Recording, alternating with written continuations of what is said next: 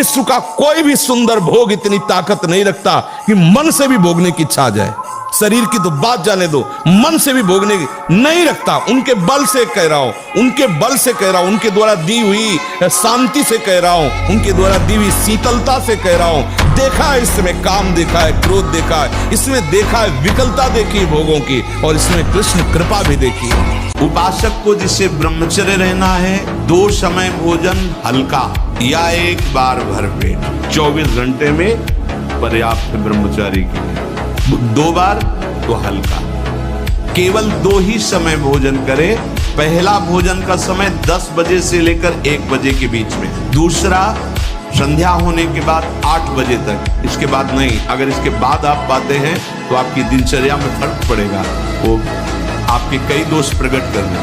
देखो, जीवन को यदि आप मंगलमय प्रकाशशील बनाना चाहते हैं तो महापुरुषों के वचन मानने पड़ेंगे। सात्विक आहार आपने पाया पर विचार आपका सात्विक नहीं है, अधार्मिक विचार है, दुष्ट भाव है, तो सात्विक व्यर्थ हो जाएगा भोजन, वो उसी को सपोर्ट करेगा।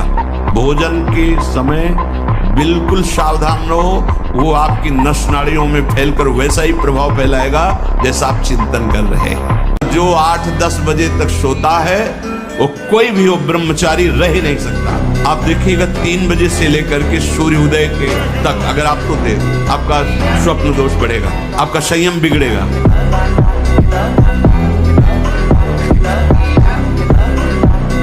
जो ब्रह्मचर्य धारण नहीं करते हैं वो न सदगृहस्थ बन पाते हैं, ना वो वानप्रस्थ, ना वो सन्यासी। और लौकिक पढ़ाई या लौकिक उन्नति, इसके लिए भी ब्रह्मचर्य की अत्यंत आवश्यकता है। ये भोग बुद्धि जब तक हमारे हृदय में बनी रहेगी तब तक लौकिक पारलौकिक उन्नति नहीं होगी। और मांस, ये जो लोग कहते हैं कि मांस ताकतवर होता है, तुम्हारी चर्बी बढ़ा देगा, ताकत नहीं। ताकत कहते हैं संकल्प शक्ति को। ताकत शरीर शक्ति प्रधानता नहीं होती। संकल्प शक्ति का एक महात्मा पूरे समुद्र को अंजुली में पी गया।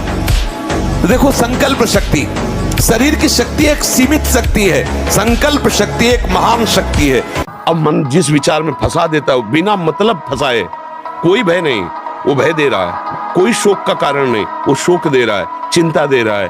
किसी भी कार्य को करो, इतना संशय पैदा कर रहा है, पता नहीं काम सफल होगा कि नहीं सफल होगा, कहीं ऐसा तो नहीं हो जाएगा, कहीं ऐसा तो, वो अशांत रखता है। और जब ब्रह्मचर्य, ऐसा कैसे हो सकता है? बल है ना, अध्यात्म बल, शारीरिक बल की बात नहीं कहते, ऐसा कैसे हो सकता है?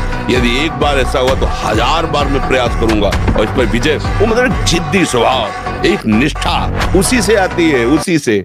कई बार दिन में करके अपने को नष्ट कर देते हैं। तो अभी तो मतलब बुद्धि काम कर रही है आपकी कि आप सभा में इस बात को कह के और आप इससे निकलना चाहते हैं। तो जिस समय मन हस्तमैथुन के लिए कहे, उस समय भगवान से प्रार्थना करो, जोर जोर से भगवान को पुकारो, कृष्ण कृष्ण कृष्ण, राम राम राम, राधा राधा राधा, हे प्रभु मुझे बचाओ।